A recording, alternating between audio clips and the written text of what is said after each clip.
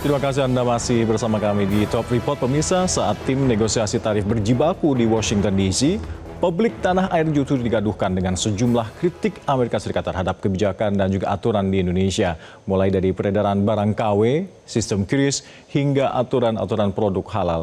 Top Report melakukan jajak pendapat sederhana melalui media sosial dengan pertanyaan sebaik berikut. Anda khawatir dampak tarif Presiden Trump ini memicu badai PHK? Dan ternyata pemirsa hasilnya ada 87% responden yang menjawab iya. Lembaga think tank Helios memprediksi potensi 1,2 juta PHK terjadi di Indonesia akibat tarif Presiden Trump ini. KSPI pun memprediksi ada 50.000 PHK pada 3 bulan pertama penerapan tarif Trump ini. Namun apakah Indonesia harus banyak mengalah agar badai PHK dapat dicegah? Kami telah menyiapkan reportasenya untuk Anda.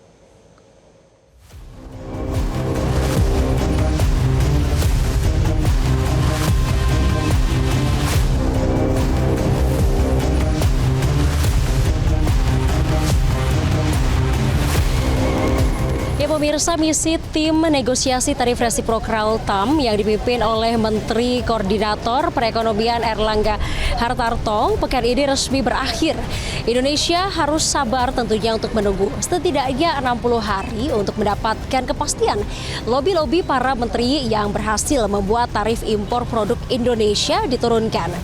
Lembaga think tank Helios memprediksi ada 1,2 juta pekerja di Indonesia yang berpotensi terkena PHK imbas perang tarif antara Amerika Serikat dengan China.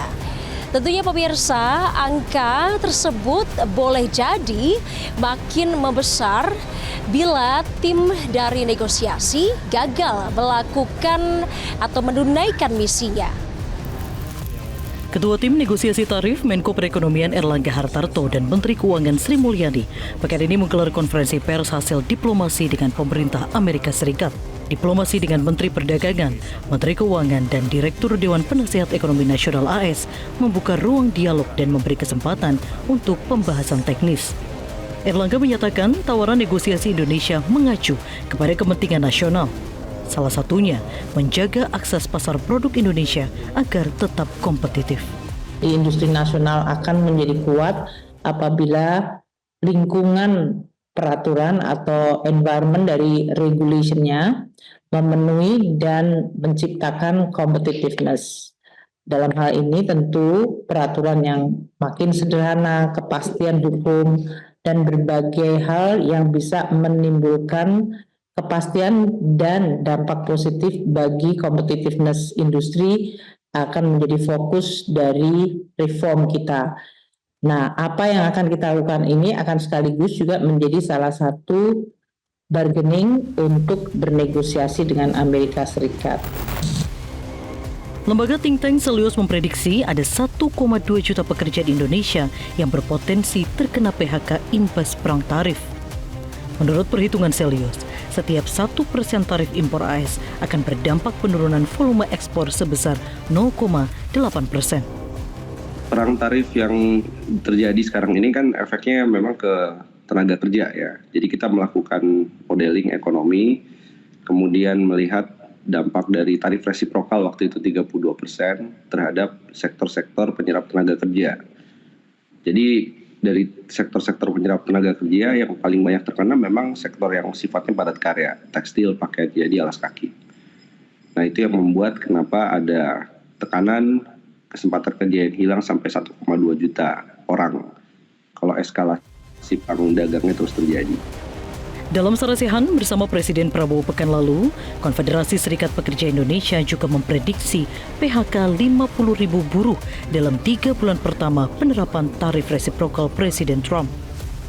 Selain karena permintaan menurun, juga karena investor memindahkan pabrik ke negara yang tidak terkena tarif impor tinggi oleh Presiden Trump.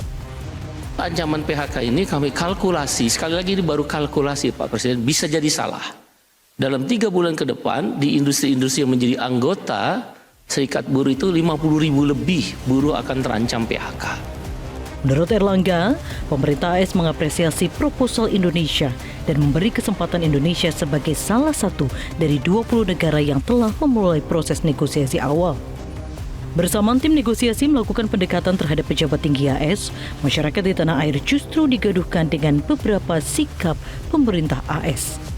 Salah satunya, laporan Kantor Perwakilan Dagang Amerika Serikat United States Trade Representative atau USTR tahun 2025 yang menyebut kawasan Mangga II masuk dalam daftar pantauan prioritas karena disebut sarang barang KW. USTR juga menyoroti penggunaan Quick Response Indonesia Standard atau KRIS dan Gerbang Pembayaran Nasional GPN. Pemerintah AS merasa bank dan penyedia jasa pembayaran mereka tidak dilibatkan saat Bank Indonesia membuat kebijakan mengenai KRIS. Namun, Ketua Dewan Ekonomi Nasional Luhut Panjaitan menilai sistem KRIS dapat memperkuat kedaulatan Indonesia dalam hal transaksi perbankan. Tadi KRIS itu kan dalam bagian daripada program kita untuk government teknologi kan. Betul. Jadi semua kita digitalkan gitu loh. Ya kita lihat dong, kalau kita digitalkan kan efisiensi buat kita. Iya kan? E-katalog. Iya. E-katalog itu government procurement itu udah hampir 90% lebih. Sekarang sudah masuk e-katalog dari 1.500 triliun belanja pemerintah.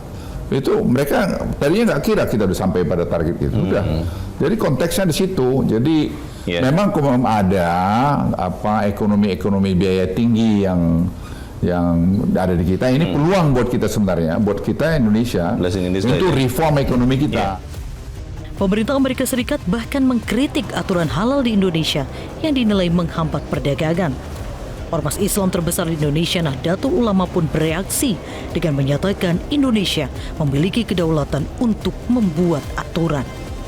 Kita punya kedaulatan untuk membuat pengaturan tentang semua hal di dalam masyarakat kita, melindungi masyarakat kita.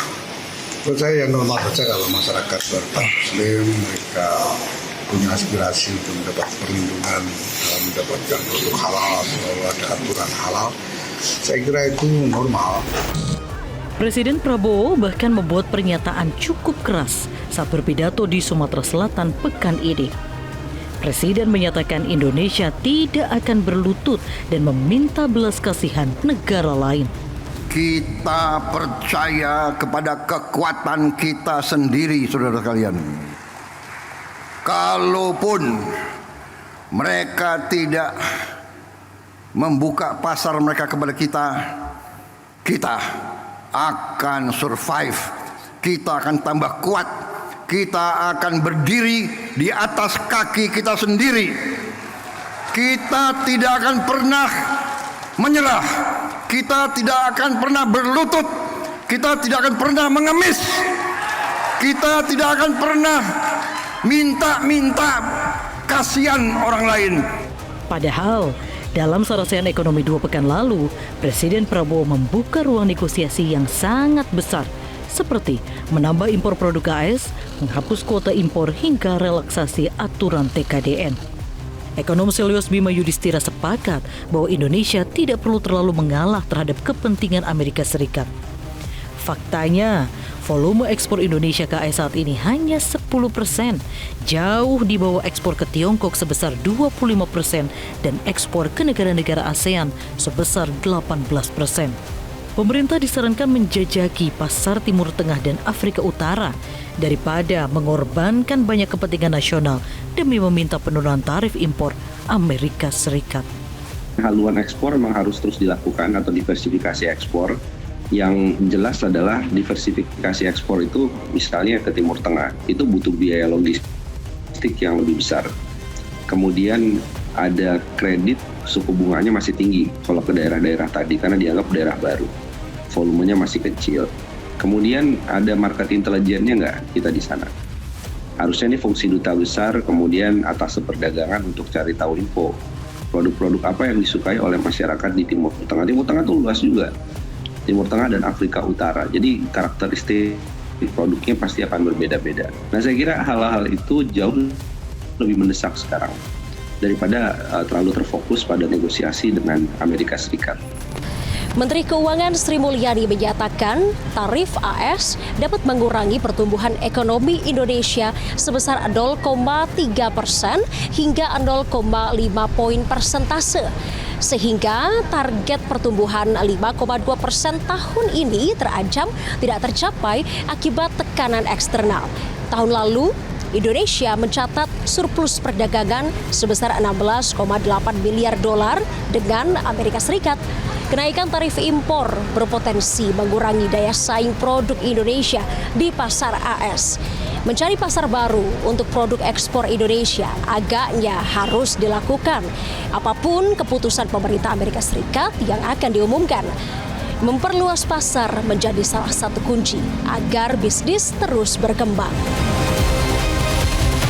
Jelajahi cara baru mendapatkan informasi. Download Metro TV Extend sekarang.